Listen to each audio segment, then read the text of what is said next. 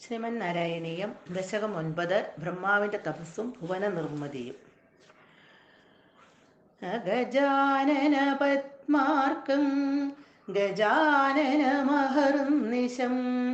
അനേകദന്തം ഭക്താനാം ഏകദന്തമുപാസ്മഹേ.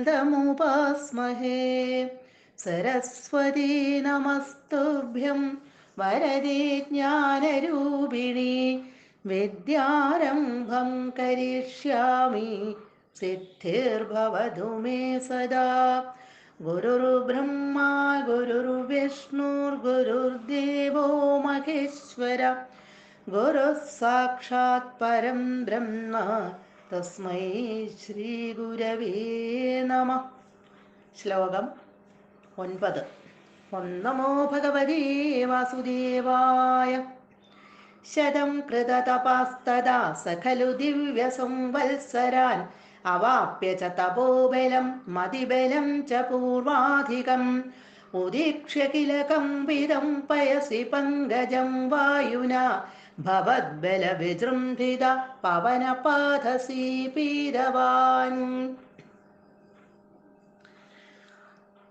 കഴിഞ്ഞ ശ്ലോകത്തില് ഭഗവാൻ ബ്രഹ്മാവിന് അനുഗ്രഹം കൊടുത്തു. ഈ ലോകങ്ങളെയെല്ലാം സൃഷ്ടിക്കുവാനുള്ള ആ സാമർഥ്യം ഭഗവാൻ അനുഗ്രഹിച്ച് കൊടുത്തു. ഇനിയും തപസ്സു ചെയ്യുക, ഭഗവാനിലുള്ള ഭക്തി അതിതീവ്രമായിട്ട് തന്നെ നിലനിൽക്കുകയും ചെയ്യട്ടെ. ഇങ്ങനെ എല്ലാ അനുഗ്രഹവർഷം ചൊരിഞ്ഞ് ബ്രഹ്മാവിനെ സന്തോഷവാനാക്കി തീർത്തു ഭഗവാൻ.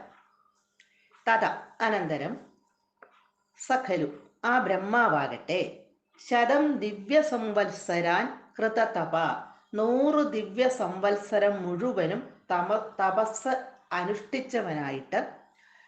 ഭഗവാന്റെ അനുഗ്രഹമെല്ലാം കിട്ടിക്കഴിഞ്ഞപ്പോൾ ആ ബ്രഹ്മാവ് 100 ദിവ്യ സംവത്സരം മുഴുവനും തപസ് അനുഷ്ഠിച്ചു.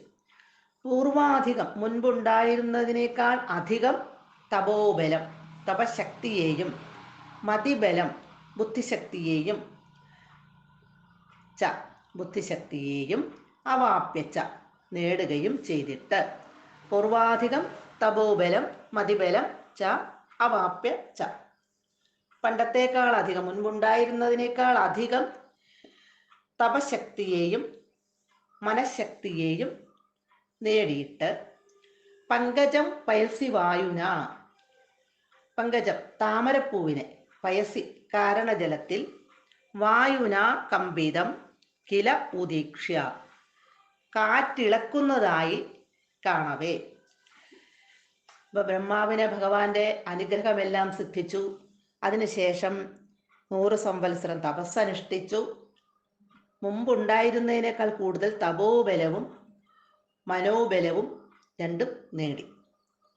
അങ്ങനെ ഇരുന്ന് കഴിഞ്ഞ സമയത്ത് നോക്കുമ്പോഴാണ് ഈ വെള്ളത്തില് ബ്രഹ്മാവിരിക്കുന്ന ആ താമരപ്പൂവ്, അതിനെ ഈ കാരണജലത്തിലാണ് ഈ താമരപ്പൂ നിൽക്കുന്നത്. ആ താമരപ്പൂവിനെ കാറ്റ് ഇങ്ങനെ ചെറുതായിട്ട് ഇങ്ങനെ ഇളക്കണം.